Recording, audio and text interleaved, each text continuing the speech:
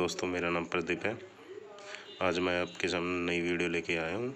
मेरे चैनल का नाम स्टोरी बुक है। आपको मेरी वीडियो पसंद आती है तो मेरे चैनल को सब्सक्राइब करें, लाइक करें, शेयर करें। बात उन दिनों की जब मैं कॉलेज का स्टूडेंट था। अपने कॉलेज की ओर से हम सभी कैंप के लिए एक जंगल में गए थे। हल्की ठंड थी, अतः रात में हम सब ने पूरी रात कैंप फायर के साथ डांस करने, गाने आदि का प्रोग्राम तय किया। मुझे और सभी साथियों को कैंप फायर के लिए लकड़ियाँ इकट्ठी करने का भार सौंप दिया गया।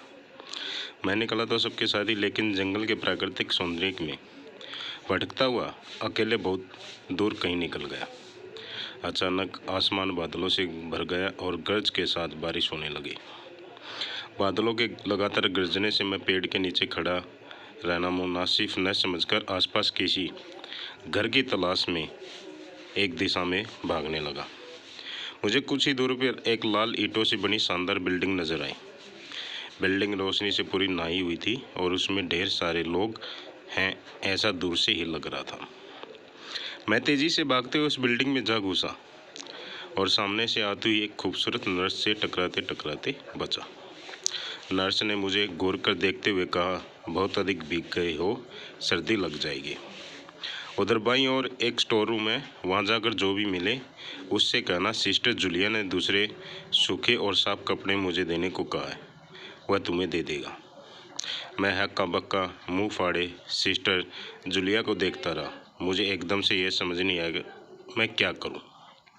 मेरी स्थिति देखकर सिस्टर जूलिया खिलखिलाकर हंस पड़ी और बोली, पहले तो तुम अपना मुंह बंद करो, वरना मुंह में मच्छर घुस जाएंगे और सब जाकर वैसा ही करोगे जैसा मैंने कहा। मैं हल्के से हाँ में सिर हिलाकर सिस्टर की बताई दिशा में जाने की ओर मुड़ा। अभी कुछ कदम ही चला होऊंगा कि मेरे कंधे पर किसी ने हाथ रखा। मैं चौंक कर पीछे मुड़ा और सामने एक आर्मी की वर्दी में एक युवक को खड़ा मुस्कुराता पाया। मेरे चेहरे पर आश्चर्य का बादल अपना घर बना चुका था, जिसे देखते ही उस युवक को हंसी आ गई। उसने धीमे किंतु दृढ़ स्वर में कहा, मैं कैप्टन विनोद हूँ और यह हमारे देश की आर्मी का हॉस्पिटल है। कैप्टन विनोद की बातों ने मुझे आश्वस्त किया। मैं अब धीरे धीरे सामान्य हो गया। मैंने कैप्टन विनोद को सिस्टर जूलिया की कई बातें बताई। कैप्टन विनोद के चेहरे पर रहस्यमय मुस्कान फैल गई और वो बोले, तो सिस्टर जूलिया से भी मिल चुके हो? जी, वो मतलब क्या आपका? कुछ नहीं, चलो मैं तुम्हें सूखे कपड़े देता हूँ, चेंज कर लो, नहीं तो सच में सर्दी लग जाएगी। और मैं कैप्टन विनोद के पीछे पीछे एक बड़े से कमरे में पहुँच गया। कमरे के चारों ओर हरे रंग के पर्दे लगे हुए थे। एक और बड़ा बेड पड़ा हुआ था और उसके सामने एक सोफा था। बीच में एक टेबल, 2 गिलास, एक बड़ी बोतल ब्रांडी की और 1 या 2 पत्रिकाएं पड़ी थी। कमरे के एक कोने में एक बड़ी सी अलमारी थी, जिसमें से कैप्टन विनोद ने एक आसमानी रंग का कुर्ता पजामा निकालकर मुझे दिया और कमरे से लगे बाथरूम की ओर इशारा किया। मैं बाथरूम से कपड़े चेंज कर जैसे ही निकला, मेरी नज़र बाथरूम की एक दीवार पर पड़ी। वह खून के छींटों से भरी हुई थी। यह देखकर मैं घबरा गया और जल्दी से बाहर निकलने को मुड़ा कि बाथरूम में लगे आईने में खुद को देखकर चौंक गया। आईने में मेरा शरीर तो पूरा नजर आ रहा था, लेकिन मेरे शरीर पर से मेरा सर गायब था। अब मुझे डर लगने लगा और मैं हड़बड़ा कर बाथरूम से निकल गया। मुझे इस तरह बाहर निकलते देख कैप्टन विनोद ने हंसकर पूछा, क्या हुआ? अरे हाँ, तुमने तो अब तक मुझे अपना नाम ही नहीं बताया। हाँ, जाओगे, बहुत तेज़ बारिश हो रही है, लेकिन तुम जाना क्यों चाहने लगे अचानक? मैं ये समझ नहीं पा रहा हूँ। कैप्टन विनोद अपनी बाथरूम की दीवार पर पूरी खून के छींटों से भरी हुई है और मैं आपके बाथरूम में लगा आईना भी कुछ अजीब सा लगा। उसमें मुझे पूरा शरीर तो दिखाई दिया, लेकिन मेरा सर ही गायब था। अब मैं बिल्कुल भी यहाँ नहीं रुकूंगा, बारिश में ही भीगता हुआ मैं अपने कैंप तक जाऊंगा।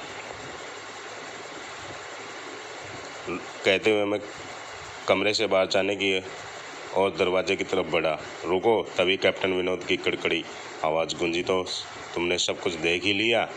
जी, क्या मतलब आपका? मेरी आंखों में डर भर गया था। मतलब चाहे जो हो, तुम अभी यहाँ से नहीं जा सकते जब तक मैं तुम्हें कुछ बताना दूँ। क्या बताना चाहते हैं आप, जो आज तक कोई नहीं जान सका? जो आज तक कोई नहीं जान सका वह मैं जानकर क्या करूँगा। प्लीज़ मुझे जाने दे, मैं डर से रुआसा हो गया। नहीं, बिल्कुल भी नहीं, और तुमसे मुझे डरने की कोई ज़रूरत नहीं है। सैनिक सबकी रक्षा के लिए होते हैं, मैं भी तुम्हारी सुरक्षा के लिए ही रहा हूँ। कैप्टन विनोद के स्वर में कोमलता थी। आओ मेरे साथ इस सोफे पर बैठ जाओ, मैं तुम्हें एक कहानी सुनाता हूँ। कहानी ख़त्म होते ही मैं तुम्हें तुम्हारे कैंप तक जीप तक से छोड़ आऊँगा।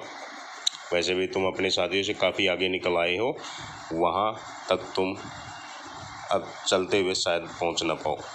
कैप्टन विनोद के स्वर में जैसे कोई आसक्ति थी। मैं जाकर उसके बगल में बैठ गया। कैप्टन विनोद ने कहना शुरू किया, दुश्मन ने धोखे से हमारे अस्पताल को अपना निशाना बनाया। दुश्मन देश के 2 सैनिक हमारे सैनिक के वेश में हमारे ही घायल सैनिक को लेकर आए। वह घायल था और हमारे देश की सेना ने उसे बहुत ढूंढा लेकिन नहीं मिला। शायद साजिश के तहत उसे घायल होते घुसपैठियों ने कहीं छिपा दिया था। अचानक अपने खोए हुए सैनिक को हॉस्पिटल में पाकर सभी खुश हो गए और बिना अधिक पड़ताल किए हॉस्पिटल के गेस्ट रूम में घायल को लेकर आने वाले वेशधारियों को ठहरने की इजाज़त दे दी। अभी उस सैनिक का इलाज ही चल रहा था कि जोरों का ब्लास्ट हुआ। पूरा हॉस्पिटल एक पल में खंडर में बदल गया। लेकिन हॉस्पिटल तो अपनी शानदार स्थिति में खड़ा है। मेरी बातों का अनसुना कर कैप्टन विनोद ने अपनी बात जारी रखी। कोई नहीं बचा उस ब्लास्ट में। दीवार पड़े खून के छिट्टे भी उस ब्लास्ट में मारे गए हॉस्पिटल के कर्मचारियों के हैं। हाँ, पर यह हॉस्पिटल तो मुझे खंडर नहीं दिखता।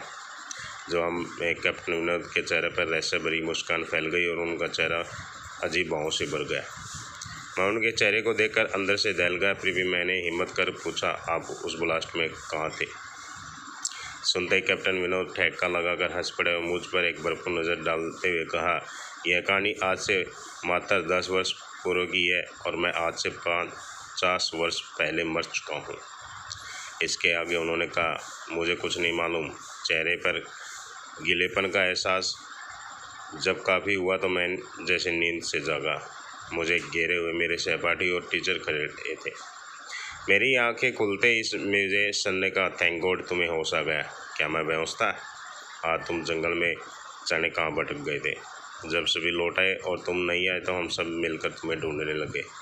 काफ़ी दूर जाने के बाद हमने एक जिपाई हाथी दिखाई दी जिसमें एक आर्मी मैन तुम्हें पीछे की सीट पर सुलाए हुए हमारे कैंप को ढूंढते हुए आ रहे थे। उन्होंने हम सभी को भी अपनी जीप पर बैठाया और कैंप तक छोड़ा। हमने उन्हें काफ़ी रोकने की कोशिश की लेकिन वह ये कहते हुए चले गए कि अभी मैं नहीं रुक सकता, एक ज़रूरी काम है। जब हमने तुम्हारे बेहोश जाने और उन तक तुम्हारे पहुंचने के बारे में पूछा तो बोले सोमेश को ही बताएगा और जो भी बताएगा वह सच होगा। सबकी उत्सुक निगाहें अपनी ओर देख मैंने धीमे स्वर में पूछा, क्या उनका नाम कैप्टन विनोद था? सर ने कहा, हाँ। मैंने सबको उधर चलने को कहा जिधर से सबने जीप आती दिखाई दी। पहले तो सर तैयार नहीं हुए लेकिन मेरे बहुत कहने पर वे राजी हो गए। सुबह होते ही उधर की ओर गए। मैं उस जगह पहुंचकर गहरे आश्चर्य में डूब गया। वहाँ एक अर्ध जला खंडर था जिसके एक टूटे पत्थर पर लिखा था आर्मी हॉस्पिटल।